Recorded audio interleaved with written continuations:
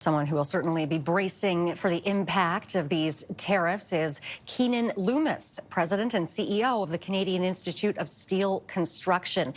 Keanin, thank you very much for being here. We appreciate your time today. And I want to start off by asking, what do you make of Trump's doubling of the tariff on steel and aluminum to now 50%?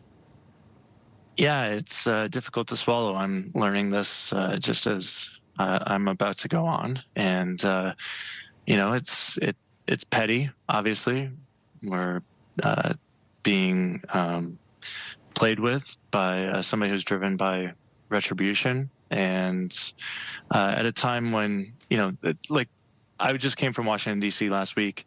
A lot of people in Washington, Americans, not understanding why Canada is being targeted like this. And this is just further proof. There's nothing rational about this. It's about something else. And the president hasn't clearly explained what his animus is towards Canada. But it's completely unnecessary, and it's petty, and it's going to have an impact on the markets. And this is a complete cell-phone on the part of the American government. They inherited an economy that was doing pretty well, and it's obviously not now. And it's just because of one person and his vindictive agenda. Now, Trump says he could shut down auto production in Canada. Your thoughts, could that happen, and how damaging could it be? It would be hugely damaging. He had a call last week with the automakers where they tried to explain to him just how deeply integrated that industry is and how impossible it is to be able to simply move production on a whim within a month, within a year, within 5 years. These are very long-term decisions that have been made. And so the industry has taken advantage of, just as we have, 40 years of free trade between our two countries. And a lot of decisions have been made as a result of that just can't be undone with a snap of fingers. Now, this is not the first time Canada is facing these tariffs. We saw them in 2018 as well. Does this time feel different? Well, this time is different. Last time it hit the raw steel produced in my hometown of Hamilton, for example.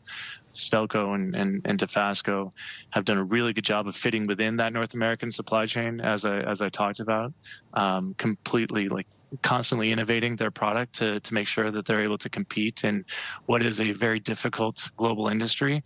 But this time around, excuse me, the tariffs cut much deeper than that to apply to downstream products like fabricated steel that my members across this country they make and contribute to projects in the United States. So it is much broader, and we are trying to figure out how to react.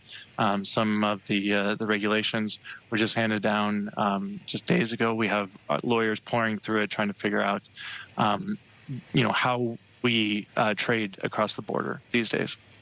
How has the threat of the tariffs affected Canadian steel companies so far? Has there been a decline in production? Well, there has been. It was just the mere threat that was required to completely upend the market and the industry. So as soon as tariffs are even whispered, all of a sudden the price of steel changes and goes up in response. And all of a sudden people start to lack confidence in the future and start to relook at their plans, both in the short term and the long term. Now, this is the case on both sides of the border. So this has certainly haven't had an impact on Canada. It will continue to have maybe more of an impact in Canada than in the U.S. because we are so more reliant on trade. But this is having an impact in the United States. I was there last week. Again, people scratching their heads, not understanding what is going on and what the real focus of these tariffs are. And so you see the markets in the United States responding. I mean, I know we're in a post-truth world, but there are still some things that cannot be manipulated.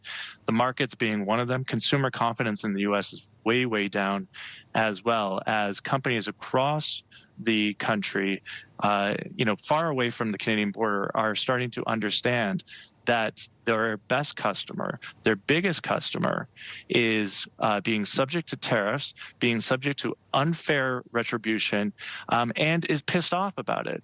So, this is not the actions of a business person or somebody who has tremendous business acumen, because they would understand that you don't piss off your best customer. This is really, really crappy customer service. And I know this breaking news on the doubling of the tariffs is just coming in, but how do you imagine your counterparts south of the border are reacting to this? Well, one of the most unfortunate things for us is recognizing that there are people within our own industry that have been advocating for shutting off their border and for reducing competition. And, we share the Americans' concerns about the overcapacity of steel in China. That is something that is having an impact across the world. So China keeps pumping out steel regardless of the market conditions, your normal supply and demand sort of calculus. These are state-run enterprises that are looking to flood the zone across the entire world and kill domestic industries. And so we understand that. We know that we share those concerns. We have been advocating for harmonization with the United States on this so that they are confident that we're not a transshipment point for Chinese steel. And so that has been our message. In return, what we see is our sister organizations in the U.S. not differentiating us and China. And so, sending a letter of support to the president last week for his actions on these steel tariffs, without regard to the fact that we actually have a contract, USMCA or CUSMA, that allows us and has allowed us tariff-free trade between our two countries.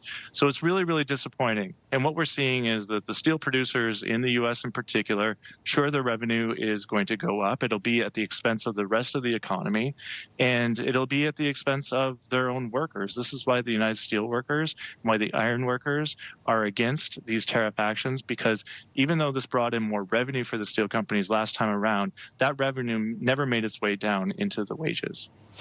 How much faith do you have that Donald Trump will be willing to make some sort of a deal this time around?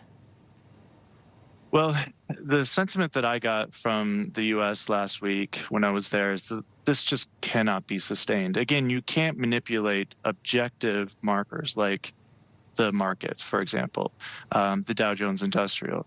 So eventually, at some point, we are going to have a grassroots bottom-up clamor from congressional districts across the country where jobs are being impacted because, again, so much of their trade comes to us or to Mexico as well. So jobs have to be impacted, I guess, for congressmen to finally speak out and for businesses to finally speak out. Again, nobody except for maybe one or two people in Washington right now understand why Canada is being targeted, but nobody is willing to say anything. And what we're finding is that finally, again, when it starts to impact Americans' pocketbooks, when it starts to impact their jobs, when it starts to impact their trade relationships, they will finally say something and hopefully break through to this president. All right, we will have to leave it there. That is our time. Keanin, thank you very much.